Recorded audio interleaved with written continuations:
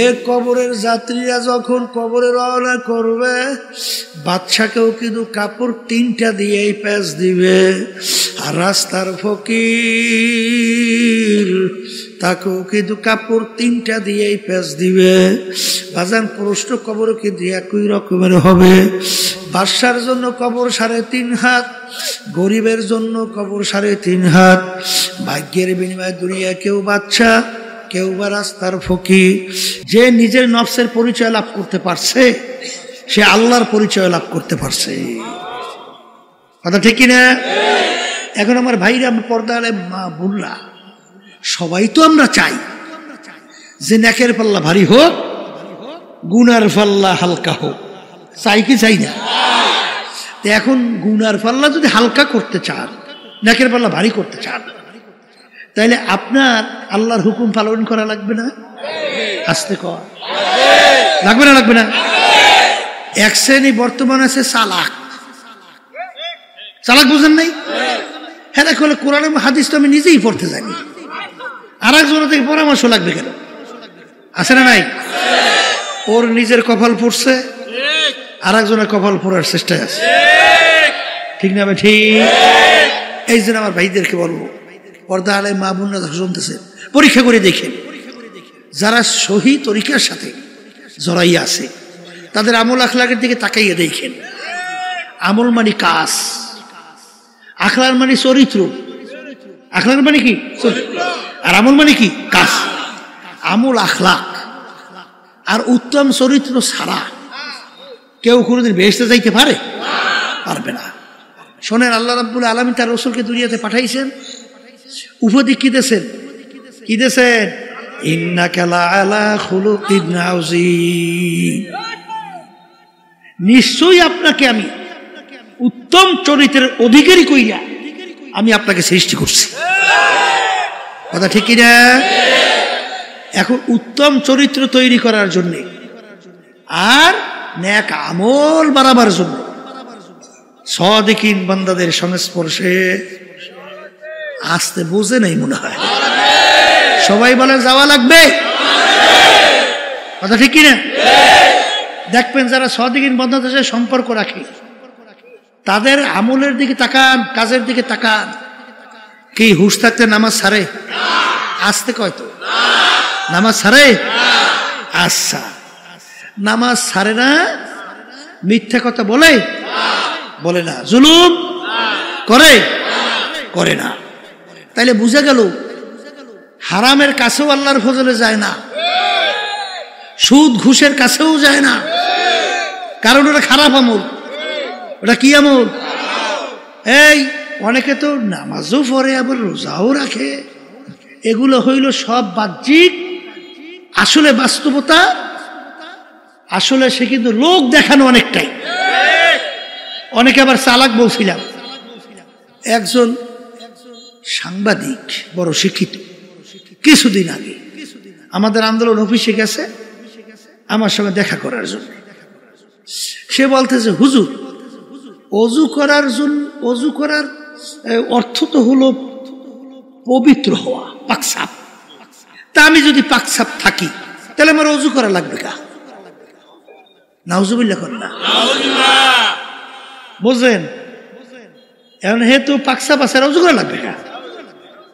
আমি বলতেছিলাম, আপনি নামাজ পড়েন কেন? কলে আল্লাহর হুকুম। কি কার হুকুম? তা আপনি নামাজ পড়েন, আল্লাহর হুকুম পালন করেন। আর অজু কিন্তু করার জন্য নামাজের আগে আল্লাহ বলছেন আল্লাহর হুকুম। এখানে ওইসব চালাকি মালাকি চলবে না। কথা ঠিক না?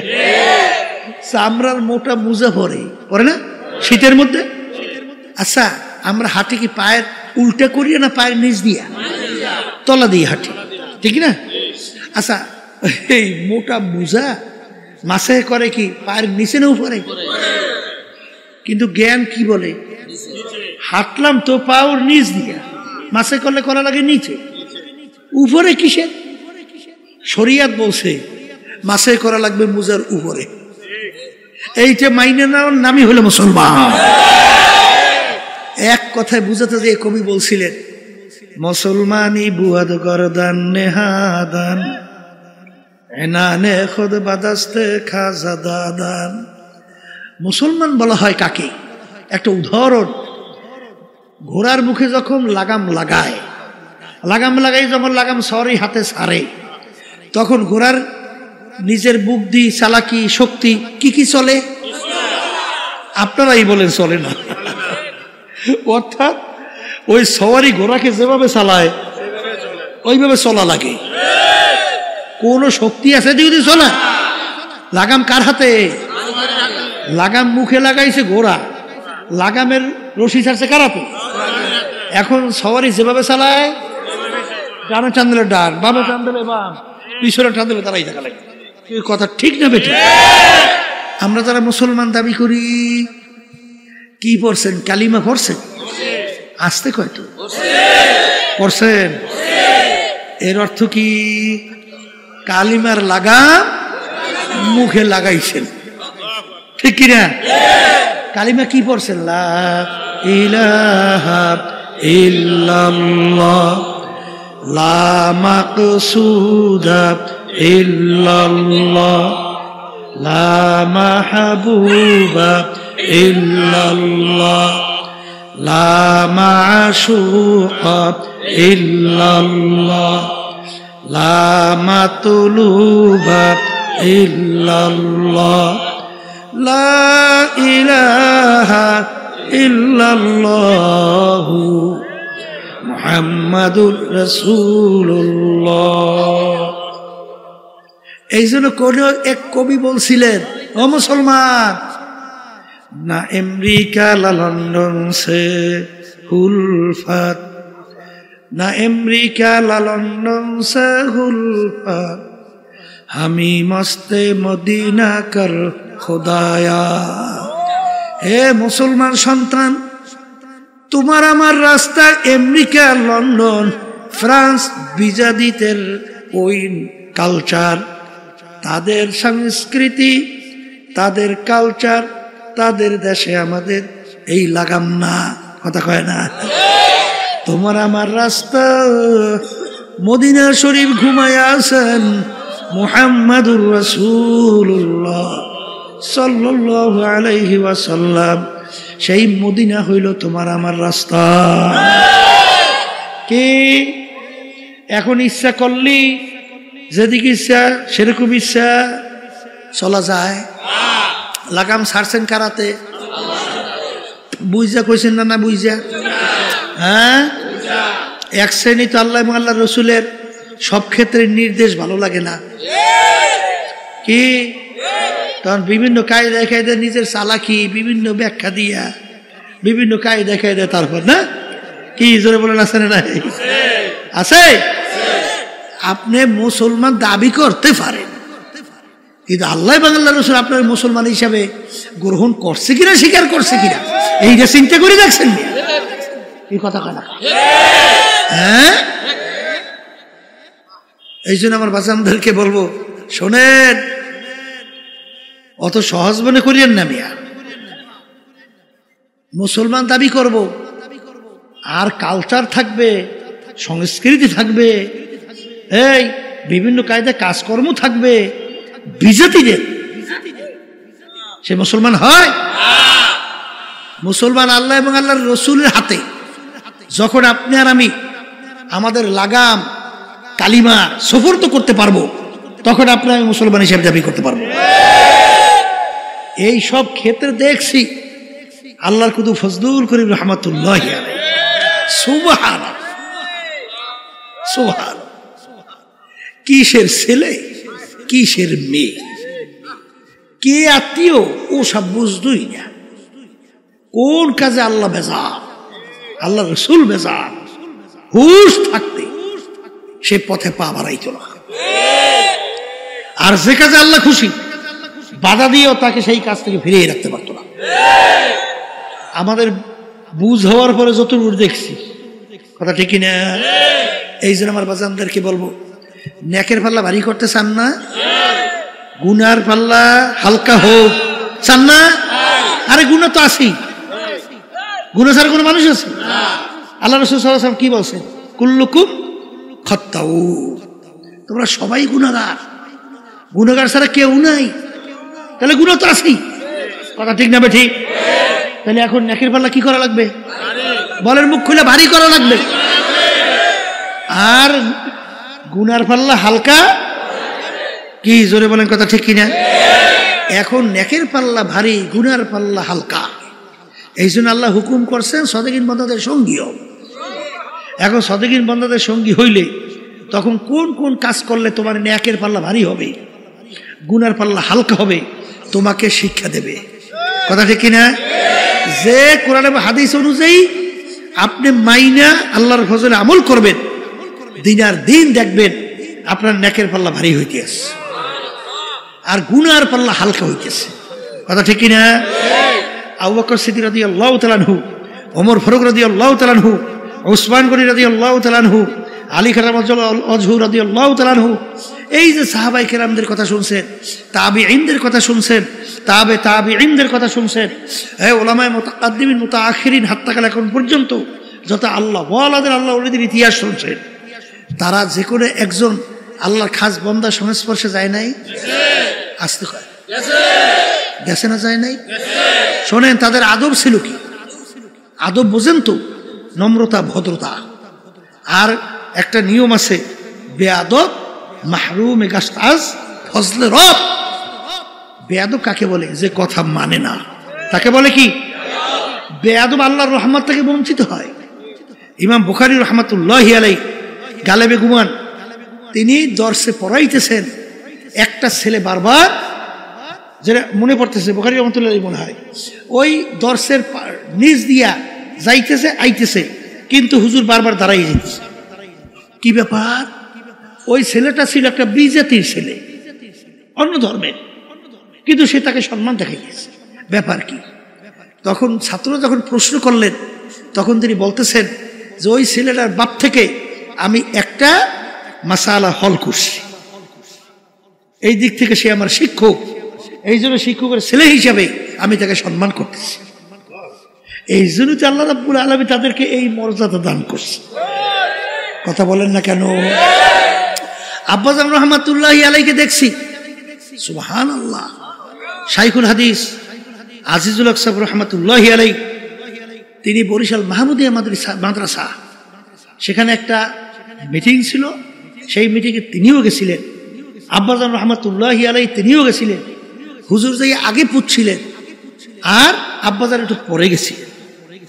যখন আব্বাজান গেছেন, শাইখুল হাদিস হুজুর রহমাতুল্লাহি আলাইহি, তিনি তো আব্বাজানের ওস্তাদ, কথা ঠিক না?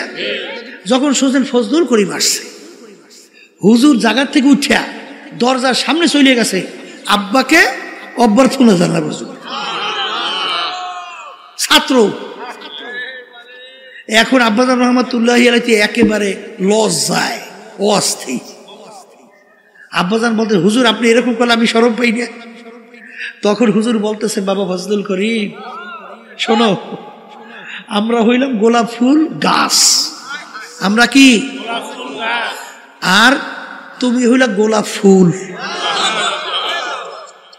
এই গোলাপ ফুল গাছের মধ্যে কাটা ভরা না? কাটা কাটা ভরা না? আচ্ছা, গোলাপ ফুল গাছের কাছে কেউ যাইতে চায়? কিন্তু ওর এত এই আদর, ওর এত যত্ন, কারণ কি? ওই কাটাযুক্ত গাছ থেকে এমন এক ফুল বের করে যেই ফুলের জন্য সব পাগল, যার ঘেরানে সব মুগ্ধ। হুজুর বলতেছেন, বাবা ফজলুল করিম, আমরা হলাম গোলাপ ফুল গাছ, আমাদের ভিতর থেকে তোমার মতো ফজলুল করিম একটা গোলাপ ফুল বের করতে পারছি, তাই তোমাদের কারণে আমাদের সম্মান। তা তোমাকে আমরা সম্মান আদর করবো না কেন? কি বুঝলে? ওস্তাদ ছাত্রের উপরে কেমন খুশি, কেমন খুশি! হ্যাঁ, দাদাজান রহমাতুল্লাহি আলাইহি বয়ানে শুনছি, বলতেছিলেন একদিন বয়ানের মধ্যে, আমি ক্যাসেটে শুনছি যে মেয়ারা, তখন দাদাজান ওই লোকজনকে বলতে মেয়ারা, মেয়ারা শোনেন, আমি আপনার তাম দুনিয়ার মানুষের জন্য যত দোয়া করি, আমার ফজলাল করিম, আব্বাজানকে বলতেন ফজলাল করিম, আমার ফজলাল করিমের জন্য আমি তার চেয়ে বেশি দোয়া করি। বাপ সন্তানের উপরে কি আসতে কয় খুশি, ওস্তাদ বাপ পাড়াপড়শি, তাইলে আল্লাহর রহমত ওইভাবে আসবে। কথা ঠিক কিনা? এই জন্য বেয়াদব মাহরুম গাস্তাজ ফজলে রব, যে নাকি বেয়াদব হয় আল্লাহর রহমত থেকে বঞ্চিত হয়। কথা ঠিক কিনা? শোনেন তাদের আদব ছিল কেমন, এই আবু বকর সিদ্দিক রাদিয়াল্লাহু তাআলা আনহুর কথা বলতেছিলাম।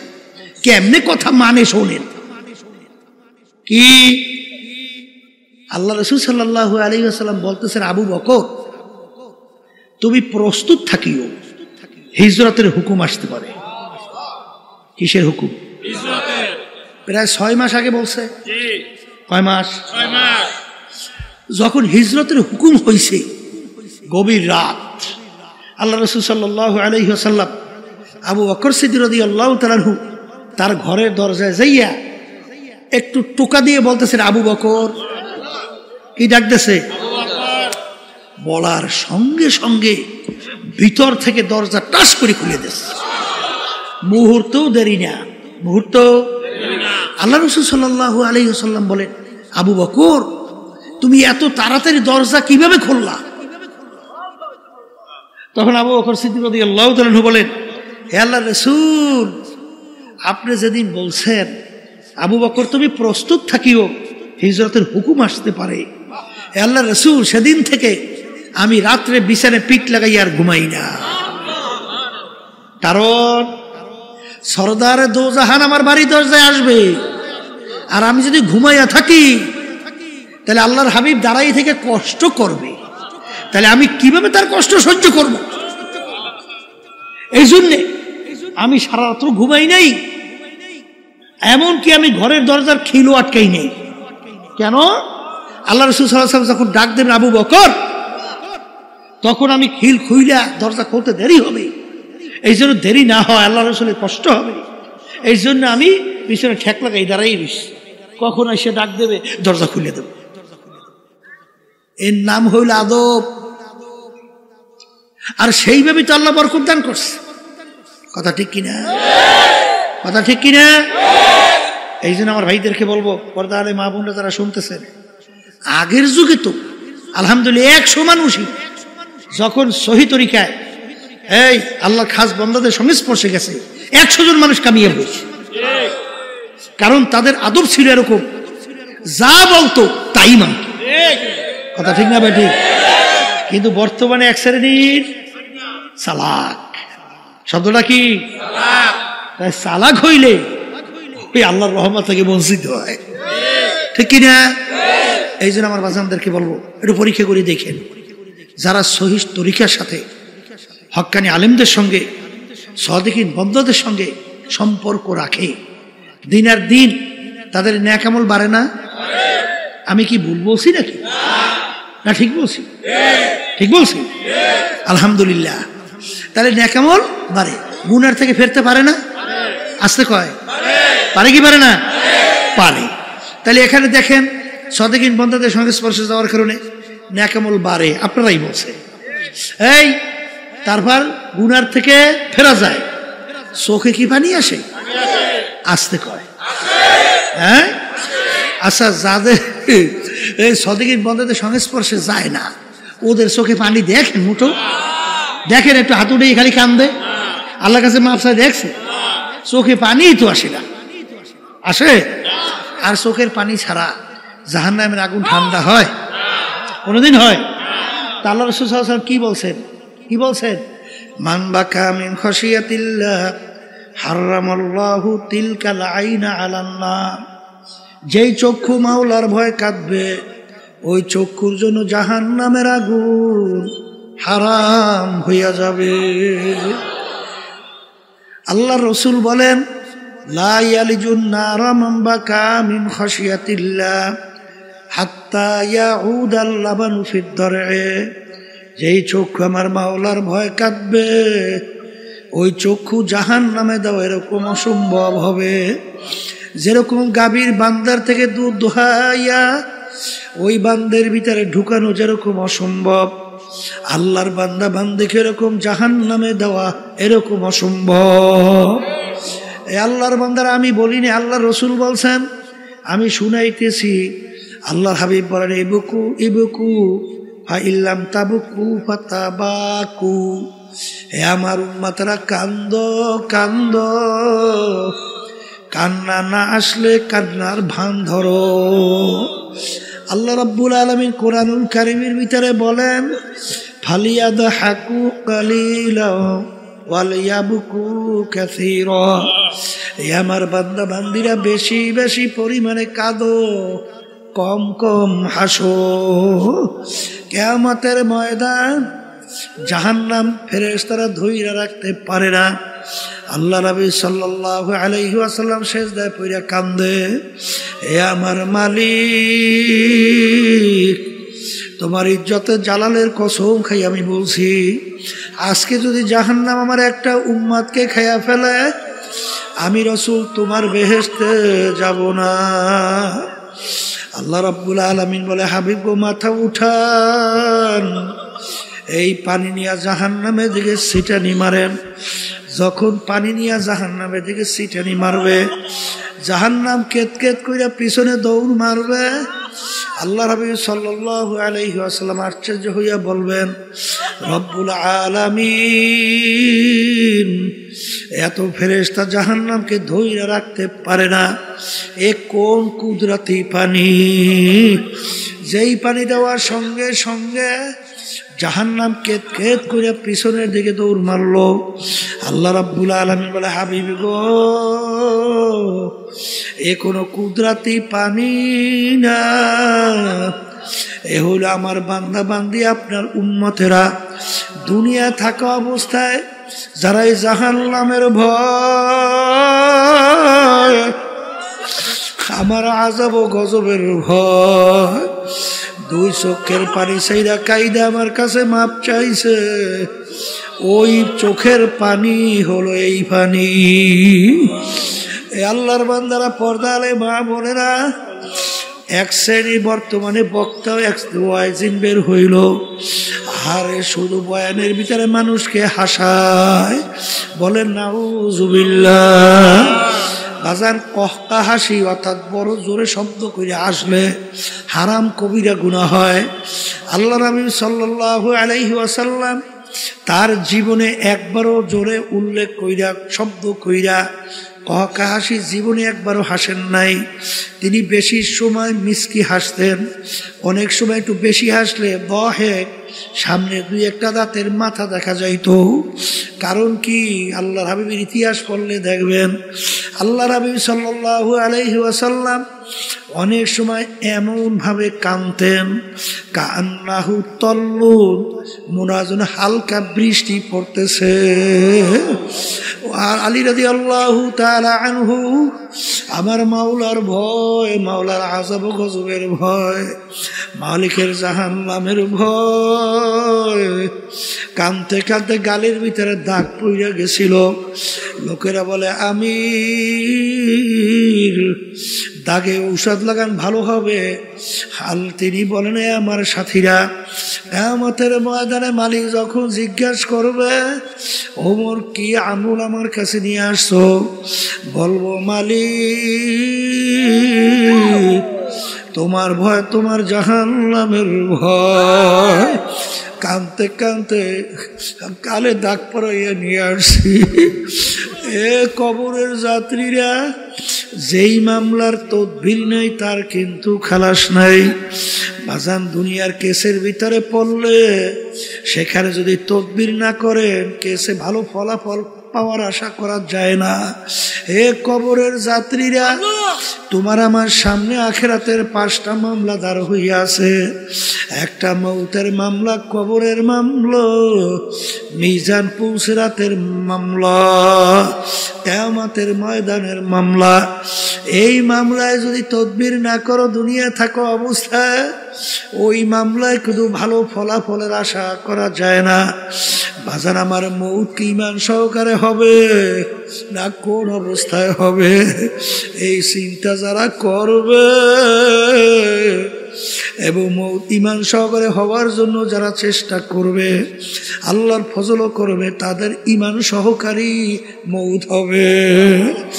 বাজার এরকম শত শত হাজার হাজার ঘটনা বাজার বাংলাদেশের মধ্যেও আছে। আরে মৌতের পূর্ব মুহূর্তে তাদের জবান থেকে কালিমা বের হইতে আছে।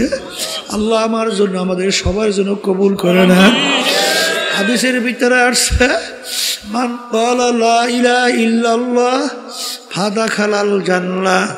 অন্য হাদিসের ভিতরে হাক্কান, যে কালিমার হক আদায় করতে পারবে এবং সেই অনুযায়ী কালিমা পাঠ করবে, সে বেহেশতের ভিতরে ঢুকবে। এ কবরের যাত্রীরা দলাদলি বুঝি না। কবরে কিন্তু কোনো দলের পরিচয় নাই, কোনো পীরের পরিচয় নাই, কোনো মুরিদের পরিচয় নাই। তুমি বড় বংশের না ছোট বংশের, শিক্ষিত না অশিক্ষিত, সুন্দর না কালো, সম্পদের বেশি মালিক না কম মালিক, তুমি কি রাস্তার ফকির না বাদশাহ, এই পরিচয় কিন্তু কবরে চলবে না। আমার বাজানদেরকে বলবো, পর্দারে মা বোনদেরকে বলবো, কবরে কিন্তু প্রশ্ন তিনটা। এক নম্বর প্রশ্ন মান রব্বুকা, দ্বিতীয় নম্বর প্রশ্ন আমার দীনুকা, তৃতীয় নম্বর প্রশ্ন আমার নাবিয়ুকা। এই তিন প্রশ্নের ভিতরে কোথায় কিন্তু আছে তুমি পীর না মুরিদ, তুমি কি চৌধুরী বংশের না তালুকদার বংশের, না তুমি সৈয়দ বংশের, আছে? তুমি কি সুন্দর না কালো, আছে? তুমি কি ধনী না গরিব, আছে? তুমি কি শিক্ষিত না অশিক্ষিত, এই পরিচয় আছে? যদি নাই থাকে, আমার বাজানদেরকে বলবো, পর্দা আলে মা বোনদেরকে বলবো, দুনিয়ায় কিন্তু আসা একই অবস্থায়, রওনাও কিন্তু করা লাগবে একই অবস্থায়। দুনিয়ার ভিতরে যখন রাজা বাদশাহ আসছে, প্রধানমন্ত্রী আসছে, ল্যাংটা অবস্থায় দুনিয়াতে আসছিল। রাস্তার ফকির সেও যখন দুনিয়াতে আসছে, ল্যাংটা অবস্থায় আসছে। বাজার ভাগ্যের বিনিময়ে কেউ বা বাদশাহ, কেউ বা প্রধানমন্ত্রী, কেউ বা অমুক তমুক সমুক, আর বাজার কেউ বা রাস্তার ফকির। হে কবরের যাত্রীরা যখন কবরে রওনা করবে, বাদশাকেও কিন্তু কাপড় তিনটা দিয়েই প্যাঁচ দিবে, আর রাস্তার ফকির তাকেও কিন্তু কাপড় তিনটা দিয়েই প্যাঁচ দিবে। বাজান প্রশ্ন কবর কিন্তু একই রকমের হবে। বাদশার জন্য কবর 3.5 হাত, গরিবের জন্য কবর 3.5 হাত। ভাগ্যের বিনিময়ে দুনিয়া কেউ বাদশা, কেউ বা রাস্তার ফকির। হে দুনিয়া পাগল আমার বাবারা, বাজার কিয়ামতের ময়দান, অনেক বাদশা কিয়ামতের ময়দানে ফকির হইয়া উঠবে, আর অনেক ফকির আল্লাহর ফজল করমে বাদশা হইয়া উঠবে। বেলাল হাবশী রাদিয়াল্লাহু তাআলা আনহু দুনিয়ার ভিতরে গোলাম জাদা গোলাম, তার আব্বাও ছিল গোলাম, তিনিও ছিলেন গোলাম। ওদিকে বংশের দিক থেকে একেবারে নিচু, বাজান হাবশ বংশের লোক ছিল। চেহারার দিক থেকে কালো, যারা কালো মানুষ দেখছেন বাজান, হারে কালো তেমন ঠকপথ নাই। শিক্ষার দিক থেকে বকালাম, অর্থাৎ নিজের দস্তখত করতে জানতেন না। ওদিকে সম্পদ টাকার দিক থেকে নিচ্ছ, 1 পয়সারও মালিক ছিলেন না। কিন্তু কিয়ামতের ময়দান, আল্লাহর হাবিব যেই বাহনের উপরে বৈশা বেহেশতে ঢুকবেন, সেই বেহেশতের রশি ধরা থাকবে বেলাল হাবশী রাদিয়াল্লাহু তাআলা আনহু তার হাতে। আল্লাহর হাবিব যখন সবে মেরাজে গেলেন, বেহেশতের ভিতরে খরমের আওয়াজ পাওয়া যায়। আল্লাহর হাবিব জিজ্ঞাসা করে, ভাই জিবরাইল, বেহেশতের ভিতরে কিসের খরমের আওয়াজ? আল্লাহ জিবরাইল আলাইহিস সালাম বলে, আল্লাহর রাসূল, আপনার বেলালের খরমের আওয়াজ শোনা যায়। আগে আর আসমে আজা রূহে বেলালি না রাহি। फलसफा तो रह गया है लेकिन तलकीन गज़ाली ना रही। ए कबरेर যাত্রীরা, এ পর্দার আড়ালের মা বোনেরা, কোন দুনিয়ার পিছনে পড়লাম, কোন ক্ষমতার পিছনে পড়লাম, কোন সম্পদের পিছনে পড়লাম? বাজান একটু চিন্তা করো, চক্ষু বন্ধ করো, একটু মুরাকাবা করো, দেখবা সব ফাঁকি আর ফাঁকি।